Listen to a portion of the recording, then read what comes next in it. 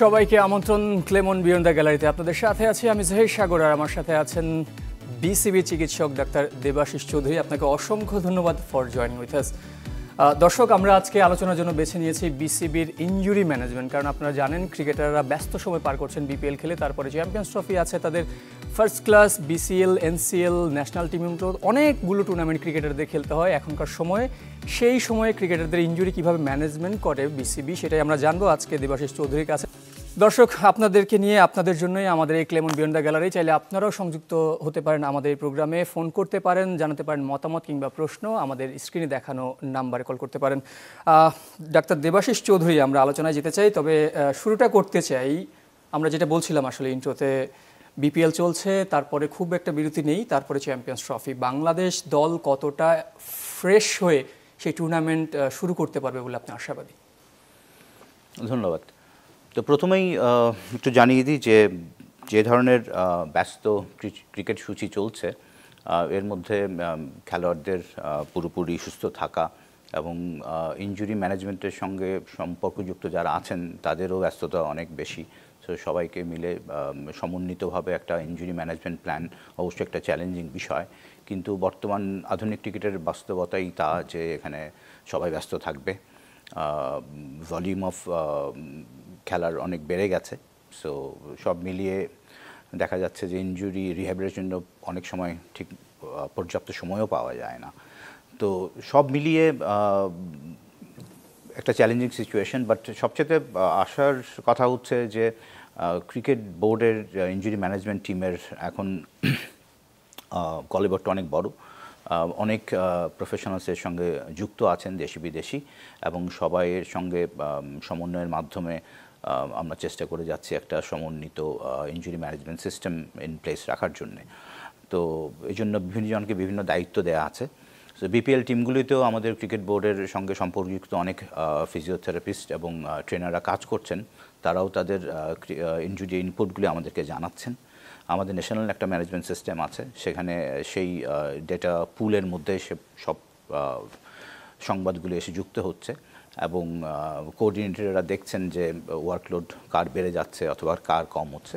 So এভাবে আমরা চেষ্টা করে যাচ্ছি ইনজুরি ম্যানেজমেন্টটাকে চলমান রাখার জন্যে।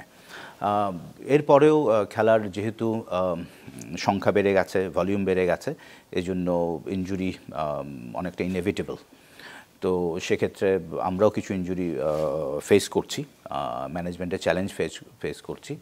তবে আশা করছি আমাদের চ্যাম্পিয়ন্স ট্রফির জন্য যে দল ঘোষণা করা হয়েছে, এই দলের যারা নির্বাচিত হয়েছেন তারা আপাতত সবাই ইনজুরি মুক্ত, এবং বিপিএল এখনও চলছে, এখনও আরও সময় বাকি আছে। তো দেখা যাক। আমি ঠিক শিওর না যে আগামীতে কী আসছে, বিকজ খেলা তো চলমান হয়ে গেছে। এখন পর্যন্ত সোফার সো গুড। এটা আসলে বাংলাদেশের ক্রিকেট ভক্তদের জন্য সুখবর যে বাংলাদেশের প্রত্যেক ক্রিকেটার এখন পর্যন্ত চ্যাম্পিয়ন্স ট্রফির দলের সদস্যরা ঠিকঠাক আছেন। আমরা আশা করি ঠিক থাকবেন। তবে একটা প্রশ্ন থেকে যায় যে ক্রিকেট অস্ট্রেলিয়া, ক্রিকেট ইংল্যান্ড আসলে তাদের ক্রিকেটারদের ইনজুরি ম্যানেজমেন্টের জন্য যতটা আসলে গাইডলাইন ফলো করে, যতটা তারা আসলে একটা ওয়ে ফলো করে কীভাবে তাদের প্লেয়ারদেরকে চাপমুক্ত রাখা যায়, ওয়ার্কলোড কমানো যায়, সেক্ষেত্রে বিসিবি কতটুকু এগিয়েছে মানে সাম্প্রতিক সময়ে? দেখুন, অবশ্যই গত 10 বছর আগের ইনজুরি ম্যানেজমেন্ট সিস্টেমের সঙ্গে যদি আপনি তুলনা করেন, অবশ্যই আমরা অনেকটা এগিয়ে এসেছি। কিন্তু নতুন নতুন চ্যালেঞ্জও আমাদের সামনে উন্মোচিত হচ্ছে। সো অস্ট্রেলিয়ার যে ক্রিকেট পরিকাঠামো ডোমেস্টিক লেভেলে গড়ে উঠেছে, আমরা এখনও পর্যন্ত সেই রকম পরিকাঠামো পাইনি। তো আমাদের এখানকার ক্রিকেট ম্যানেজমেন্ট সিস্টেমটা মূলত ঢাকা কেন্দ্রিক, এবং আমাদের সব পার্সোনাল যারা আছে খেলা রিহ্যাবিলিটেশনের সঙ্গে সম্পর্কিত যারা আছেন সবাই ঢাকা কেন্দ্রিক। সো আমরা এখনও পেরিফেরিতে আমাদের এই সেবাটাকে ছড়িয়ে দিতে পারিনি। সো এই জন্য অনেক সময় আমরা ইনজুরিগুলো অনেক দেরিতেও পাই, অনেক পরে আমাদের কাছে আসে।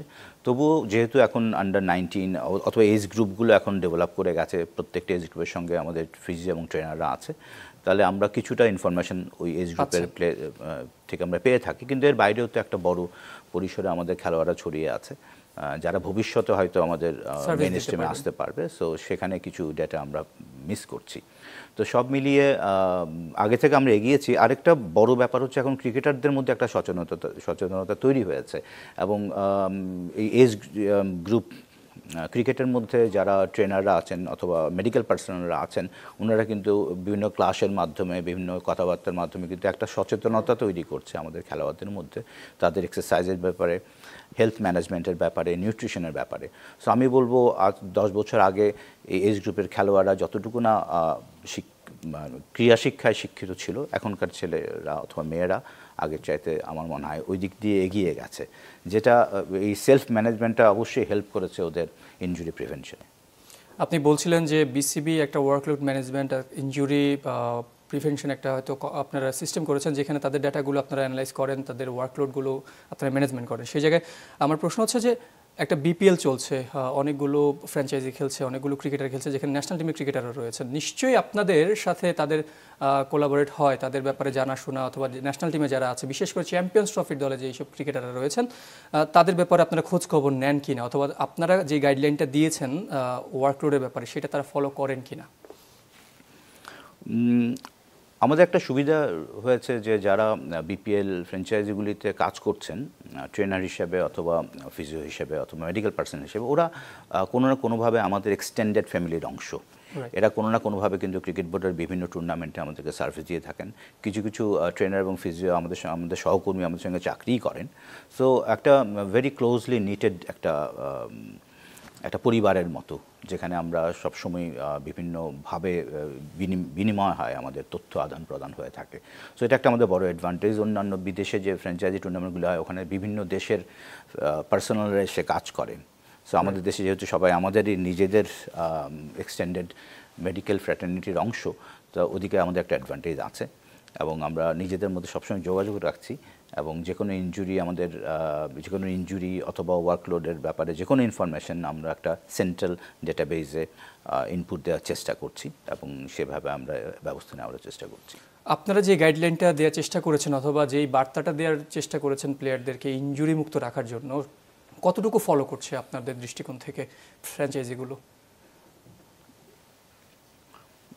কীভাবে আগেই বলেছি যে ফ্র্যাঞ্চাইজি যারা মেডিকেল পার্সোনাল আছেন, ওনারা আমাদেরই একটা এক্সটেন্ডেড অংশ। সো ওনাদের সর্বোচ্চ চেষ্টা থাকে যে এই খেলোয়াড়গুলো যেন সুস্থ থাকে, এই খেলোয়াড়গুলো যেন ওভারলোডেড না হয়, ওভার ইউজ যেন না হয়, বিকজ আলটিমেটলি কিন্তু এই প্লেয়াররাই কিন্তু আমাদের ন্যাশনাল টিমে অথবা অন্যান্য টিমে কিন্তু সার্ভিস দেবে, যেখানে আবার আমাদের ওই ফিজিওথেরাপিস্ট এবং আমাদের ট্রেনাররা কাজ করেন। সো এভাবে ওরা নিজেরা যথেষ্ট সচেতন, কিন্তু এগেইন যেহেতু এটা ফ্র্যাঞ্চাইজি লিগ, হয়তো অনেক সময় শতভাগ সফলতা ওরা পায় না, কিন্তু বাই অ্যান্ড লার্জ আমার মনে হয় এখন পর্যন্ত যেভাবে মেনটেন করার চেষ্টা করা হচ্ছে। দেবাশিস চৌধুরী, আপনি একজন চিকিৎসক হিসেবে ভালোই জানেন যে পেসার আর ইনজুরি দুটাও অনেকটা সমার্থক শব্দ। আসলে ক্রিকেটাররা 10 জন ব্যাটার যত না ইনজুরিতে পড়েন, তার থেকে বেশি একজন পেসার বেশি ইনজুরিতে পড়েন। সেই জায়গায় চ্যাম্পিয়ন্স ট্রফিতে বাংলাদেশের আশা ভরসা যে জায়গাটুকু তৈরি হয়েছে, সেই জায়গায় বড় একটা অংশ জুড়েই রয়েছে আমাদের পেসাররা। সেই পেসারদেরকে শতভাগ ফিট নিয়ে আমরা পাকিস্তান অথবা আরব আমিরাতে এই চ্যাম্পিয়ন্স ট্রফিটাকে নিয়ে যেতে কতটুকু আমরা আত্মবিশ্বাসী? আমরা বলবো যে 4 জন পেসারের আমরা দলভুক্ত করেছি। আমি যদি নাহিদ রানা বলি, মোস্তাফিজুর রহমান বলি, তানজিম সাকিব বলি, এই পেসারদেরকে আপনি কতটুকু এখন পর্যন্ত ফিটনেসের ব্যাপারে কতটুকু মার্ক দিবেন আপনি? দেখুন, একটা সময় ছিল আমাদের আমরা সিলেক্ট করতে পারতাম না, বিকজ আমাদের কোয়ালিটি পেসারের সংখ্যা কম ছিল। এখন এক ধরনের প্রচুর পরিমাণে আমাদের দেখা যাচ্ছে কোয়ালিটি বোলার উঠে এসছে, এবং আমাদের নির্বাচকরা এদের মধ্যে থেকে সিলেক্ট করতে পারছে। সো যার মধ্যে ইনজুরির কোনো সম্ভাবনা রয়ে গেছে, যেটা আগে ছিল যে অল্প ইনজুরি থাকলেও অনেক সময় সিলেক্টররা বাধ্য হতেন যে খেলানোর জন্য, বিকজ আমাদের অত বেশি চয়েস ছিল না। সো এখন যেহেতু সেই অবস্থা থেকে আমাদের উত্তরণ ঘটেছে, সো এখন সিলেক্টরদের কাছেও বেশ অনেক কিছু চয়েস রয়ে গেছে। সো ডেফিনেটলি ওনারা যাদেরকে সিলেক্ট করেছেন এবং সর্বোচ্চ ফিট এবং সর্বোচ্চ সক্ষম প্লেয়ারদেরকে ওরা নির্বাচিত করেছে বলে আমার বিশ্বাস। ডাক্তার দেবাশিস, আমাদের যে চারজন ক্রিকেটারের কথা বললাম, পেসারের কথা বললাম, তার মধ্যে একজন ক্রিকেটার আছেন যিনি এই মুহূর্তে বিশ্ব ক্রিকেটে আলোড়ন তৈরি করেছেন। আমি নামটা যদি নাও বলি আপনি নিশ্চয়ই বুঝতে পেরেছেন আমি নাহিদ রানার কথা বলছি। সে নাহিদ রানা আমরা দেখেছি আসলে পাকিস্তানে ডেবু হওয়ার পরে ভারতের বিপক্ষে, সাউথ আফ্রিকার বিপক্ষে, তারপরে এখন বিপিএল খেলছেন, তারপরে পাকিস্তান চ্যাম্পিয়ন্স ট্রফি খেলবেন। সো একজন ইয়ং ক্রিকেটারের জন্য আসলে এই খেলাগুলোকে একটু বেশি হয়ে যাচ্ছে কিনা, শুধু নাহিদ রানাই নয়, অন্য যে কোনো ক্রিকেটারের জন্য শুরুতেই ন্যাশনাল টিমে আসার পরে ব্যাক টু ব্যাক এতগুলো ম্যাচ খেলা আসলে এটা কনসার্নের জায়গা কিনা বিসিবির জন্য? অবশ্যই কনসার্নের জায়গা, এবং বিসিবির মেডিকেল ডিপার্টমেন্ট এ ব্যাপারে কনসার্নড। যে কোনো একজন খেলোয়াড় যদি এত গতিতে বল করে থাকে তাহলে নেচারালি সে কিছু প্রাকৃতিক বাধার সম্মুখীন হবে, এবং যেটাকে ওভারকাম করেই কিন্তু ওকে এত গতিতে বল করতে হয়। সো সে যে ধরনের প্লেয়ারই হোক না কেন তাকে কিন্তু কিছু ন্যাচারাল ইনজুরির সম্মুখীন হতে হবে, এবং সেই সম্বন্ধে কিন্তু বিসিবির মেডিকেল ডিপার্টমেন্ট অবগত আছে, এবং এই সমস্যাগুলির থেকে উত্তরণ ঘটানোর জন্যই কিন্তু ওয়ার্কলোড ম্যানেজমেন্টের কনসেপ্টটা এসছে। সো ওরা বিপিএলে খেলছে অথবা ওরা ন্যাশনাল টিমে সার্ভিস দিচ্ছে, ওরা ন্যাশনাল লিগে খেলেছে, এই প্রত্যেকটা জিনিসই কিন্তু আমাদের এই যে সফটওয়্যার আছে সেটা কিন্তু আমাদেরকে ডিকটেট করছে। এর বাইরেও কিন্তু আমাদের ফিজিও এবং ট্রেনারদের খুব ক্লোজ দৃষ্টি আছে এদের দিকে, ওরা কেমন পারফর্ম করছে সেটার দিকে। সো আমার মনে হয় যে তবে ইনজুরি তো হতেই পারে, কিন্তু আমার মনে হয় যে এই ইনজুরিগুলো ওয়ার্কলোড ম্যানেজমেন্টের সমস্যার জন্য হবে না, বরং অন্য কোনো প্রাকৃতিক কারণেও হতে পারে, ন্যাচারাল হয়ে যেতে পারে, যেহেতু ওর গতিটা আসলেই বেশি, অথবা যারা এই গতির বল করে ওরা কিন্তু এক্সপোজ থাকে এ ধরনের কিছু প্রাকৃতিক ইনজুরির জন্য। আমরা নিশ্চয়ই আলোচনা করব, তার আগে একজন দর্শক আমাদের সাথে যুক্ত হয়েছেন। আপনার নাম এবং পরিচয় জানিয়ে প্রশ্ন কিংবা মতামত জানাতে পারেন। আসসালামু আলাইকুম। ওয়ালাইকুম সালাম। আমার নাম আশরাফুল আলম। জি আশরাফুল ভাই, শুনতে পাচ্ছি। ভাইয়া, ইবাদত সাহেবের কি অবস্থা? আর বর্তমানে তো লিটন সাহেবকে নিয়ে অনেক মোটামুটি ঝড় উঠতেছে যে এই সেঞ্চুরিটা যদি আগে মারতো তাহলে হয়তো বা চ্যাম্পিয়ন্স ট্রফিতে একটা চান্স থাকতো, কিন্তু ব্যাপারটা হলো কি, একটা প্লেয়ার একটা না খারাপ খেলবে, বাদ করবে, একটা ভালো একটা ইনিংস খেলবে, জাতীয় দলে ঢুকবে, এর আর পক্ষ নেই, কিন্তু ও এইরকম আরো দুটো সেঞ্চুরি মারুক, আরো তিনটে মারুক, অর্থাৎ দেখা যাবে কি কালচারটা একটু চেঞ্জ হোক, যে একটা মারলে কিছু হয় না, দুটো মারতে হবে, তিনটে মারতে হবে। আর তাছাড়া লিটন দাসের মনে করেন যে আসলে কি বাংলা কতটুকু পারে আর ইংলিশ কতটুকু পারে তা আমি জানি না, কিন্তু একটা প্লেয়ারকে অবশ্যই একটু স্ট্রং মনোভাব, স্ট্রং কথাবার্তা বা স্ট্রং ভুল জিনিসটা নিয়ে রাইট কাজ করা, এ ধরনের মন মানসিকতা থাকা উচিত। সম্ভবত আমরা আপনার প্রশ্নটি বুঝতে পেরেছি। দর্শক, অসংখ্য ধন্যবাদ। আশরাফুল ইসলাম যোগ দিয়েছিলেন আমাদের সাথে। তিনি তার প্রশ্নের দুটো অংশ, একটা হচ্ছে ইবাদত হোসেনের সবশেষ অবস্থাটা কি। আমরা জানি যে বাংলাদেশের ক্রিকেটে ইবাদত দুর্দান্তভাবে শুরু করেছিলেন গত একটা বছর আগে, আনফর্চুনেটলি তিনি ইনজুরিতে পড়েছেন, তারপর থেকে তিনি রিহ্যাব করছেন, অস্ত্রোপচার করেছেন। এই মুহূর্তে আসলে ইবাদতের কি পরিস্থিতি? আসলে ইবাদতের যেই অস্ত্রোপচারটা হয়েছে সেটা একটা বেশ আমি বলবো একটা জটিল অস্ত্রোপচার, এবং সেই অস্ত্রোপচার থেকে বেরিয়ে এসে রিকভার করে আবার পেস বোলিংয়ে ফিরে আসা এবং ওই আন্তর্জাতিক লেভেলে ফিরে আসা, it is quite a task. এবং ভালো দিকটা হচ্ছে ইবাদত 100% ডিভোটেড। ওর অনুশীলনে আমি এই রকম ডিভোশন কিন্তু খুব কমই দেখেছি। ট্রেনারের প্রত্যক্ষ তত্ত্বাবধানে, ফিজিওদের সহায়তায় ও গত বেশ কিছুদিন ধরে চেষ্টা করে যাচ্ছে, এবং সেটার কিছুটা প্রতিফলন আমরা কিন্তু ন্যাশনাল লিগেও দেখেছি, ও বোলিং করেছে। তো এখন যেটা দরকার সেটা হচ্ছে আরও অনেক খেলা, আরও অনেক চ্যালেঞ্জ নেওয়া, এবং ম্যাচ ফিটনেসটা ফিরে পাওয়া। সো সেই দিকেও এগিয়ে যাচ্ছে, এবং আমি আশা করছি ওর অধ্যবসায় ওকে ওর কাঙ্ক্ষিত লক্ষ্যে পৌঁছে দেবে। আমরা আশা করছি ইবাদত ফিরুক আসলে জাতীয় দলে সেই আগের ভয়ঙ্কর রূপে। দর্শক, কোথাও যাবেন না, সঙ্গেই থাকুন ক্লেমন বিয়ন্ড দ্য গ্যালারির। নিচে ছোট্ট একটা বিরতি।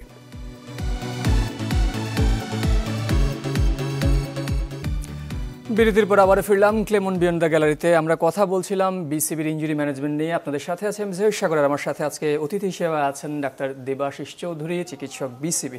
ডাক্তার দেবাশিস চৌধুরী, এই পর্বে আমরা আলোচনা করতে চাই, তবে তার আগে শুরু করতে চাই সাকিবকে দিয়ে।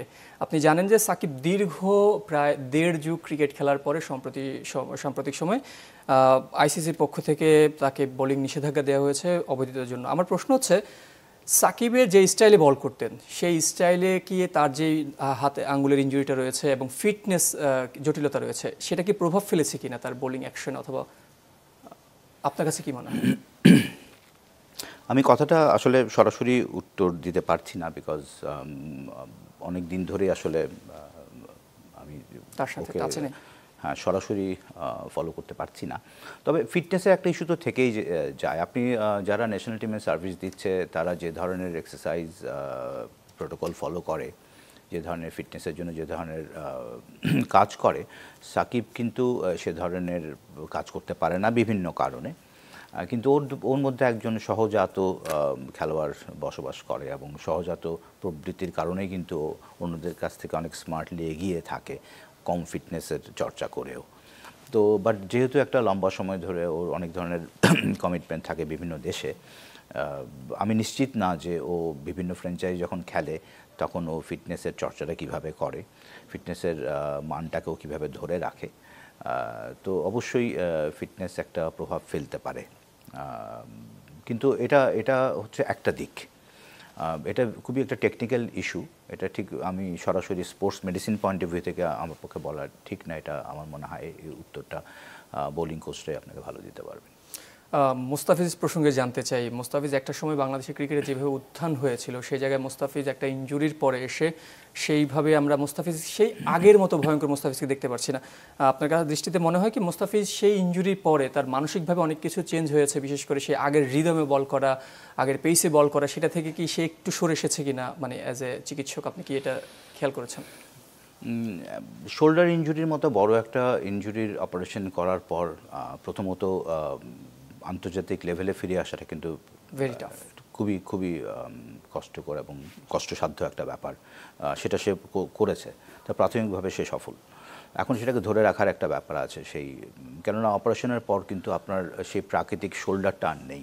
এটা একটা নতুন শোল্ডার এবং এটা নতুনভাবে আচরণ করবে এবং সেটার সঙ্গে মানিয়ে নেওয়া। এবং আপনি যেটা বলেছেন মানসিক ব্যাপারটা, খেলোয়াড়দের জন্য স্পোর্টস ইনজুরি একটা এটা একই ইনজুরি যদি আমার আপনার হতো, আমরা যেভাবে রিয়্যাক্ট করতাম, একজন খেলোয়াড়ের রিয়াকশন কিন্তু ডিফারেন্ট হবে, কারণ এটার সঙ্গে ওর ক্যারিয়ার জড়িত। তার মানে মেন্টাল ট্রমাটা কিন্তু অনেক অনেক বেশি খেলোয়াড়দের জন্য সেম ইনজুরি। তো এই জন্য এবং বিশেষত মুস্তাফিজের মানের বোলারদের জন্য এ ধরনের মেন্টাল ট্রমা কাটিয়ে ওঠা, যে এক্সাম্পলটা আপনার একটু আগে ইবাদতের ব্যাপারেও দিলাম, যে ট্রমা থেকে কাটিয়ে ওঠা, এটা এটা এটা রিয়েলি একটা প্রফেশনালিজমের ব্যাপার। তো এবং মুস্তাফিজ শুধু শারীরিক বাধা না, মানসিক বাধাটাকেও কিন্তু ওকে ক্রস করতে হয়েছে এবং সেই ট্রমাটারও কিন্তু কিছু মূল্য দিতে হয়েছে। তো এবং মুস্তাফিজ কিন্তু ধারাবাহিকভাবে এরপরে সফল না হলেও কিন্তু ওর আপস অ্যান্ড ডাউনস গেছে, কিন্তু এখনও পর্যন্ত ও কিন্তু আমাদের ন্যাশনাল টিমে এখনও কিন্তু ডাক পাচ্ছে। সো সেই অনেক বছর 5-6 বছর আগের অপারেশনের পরেও সেটাই প্রমাণ করছে যে এখনও তাকে ছাপিয়ে যাওয়ার মতো বোলার আমাদের দেশে এখনও হয়তো আসেনি। আরেকজন ক্রিকেটার যাকে নিয়ে চ্যাম্পিয়ন্স ট্রফিতে বাংলাদেশ হয়তো ভালো কিছু সম্ভাবনা দেখছে, সৌম্য সরকার ফর্মে ফিরেছিলেন সম্প্রতি সময়, তারপরে আবারও আনফর্চুনেটলি তিনি ইনজুর্ড হয়ে গেলেন। বিপিএলের প্রথম পর্বটা তিনি মিস করে গেছেন, সিলেট পর্বটা মিস করে গেছেন। কবে নাগাদ সৌম্য সরকারকে আমরা মাঠে পাবো? বিপিএলটা কি পুরোপুরি কি তার জন্য শেষ, নাকি পুরোপুরি এসে সরাসরি ন্যাশনাল টিমে এসে যোগ দেবেন? সৌম্যর আসলে দুটো ইনজুরি ছিল। একটা তো হচ্ছে ওর আঙ্গুলের ওর তর্জনীর একটা কাট ইনজুরি ছিল, যেটার জন্য কিছু স্টিচ দিতে হয়েছে। সেই স্টিচটা রিমুভ করা হয়েছে এবং সেই ক্ষতটা কিন্তু শুকিয়ে গেছে। কিন্তু এর ভেতরে আরেকটা ইনজুরি রয়ে গেছে, সেটা হচ্ছে ওর একটা ফিঙ্গার ডিসলোকেশনও ছিল। তো ফিঙ্গার ডিসলোকেশনকে রিলোকেট করা হয়েছে এবং সেটার রিহ্যাব কিন্তু সাধারণত কাট ইনজুরি থেকে বেশি সময় লাগে, তো এবং সাধারণত সেটা 4 সপ্তাহের কম না। সো সেই সময়টাও অতিক্রম করছে। তো এবং ভবিষ্যতের কথা চিন্তা করেই আসলে ওকে বিরত রাখা হয়েছে বিপিএলে আর্লি পার্টিসিপেশন থেকে।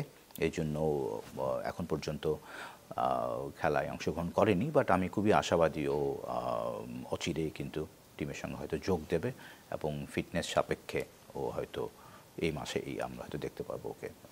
আমরা প্রোগ্রামটা শেষ করতে চাই, তবে তার আগে ছোট্ট করে একটু আপনার কাছে জানতে চাই একটা উদাহরণ দিয়ে। বিরাট কোহলি এত বড় একজন কিংবদন্তি ক্রিকেটার, তিনি তার ফিটনেসের জন্য তার পছন্দের দিল্লির একটা খাবার তিনি ছেড়ে দিয়েছেন দীর্ঘদিন ধরে।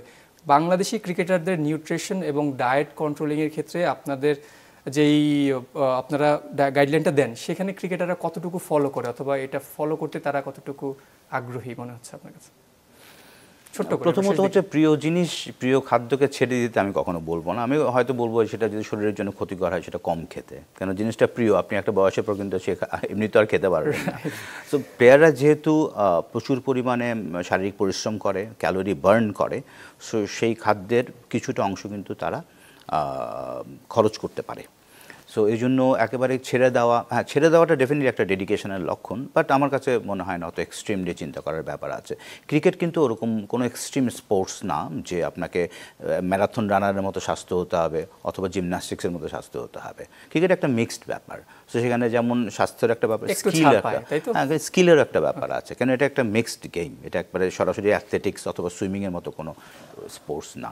সো আমার মনে হয় হ্যাঁ আপনি ভালো ফিটনেস থাকলে তো ভালোই, কিন্তু আমার মনে হয় যে স্কিল, ফিটনেস, বুদ্ধি, মেধা সব মিলিয়ে কিন্তু এই স্পোর্টসটা। Very well said. অসংখ্য ধন্যবাদ ডাক্তার দেবাশিস চৌধুরী, বিসিবি চিকিৎসক যোগ দিয়েছিলেন আমাদের সাথে, জানাচ্ছিলেন বিসিবির ইনজুরি ম্যানেজমেন্ট নিয়ে। দর্শক সবাইকে ধন্যবাদ আমাদের সাথে থাকার জন্য।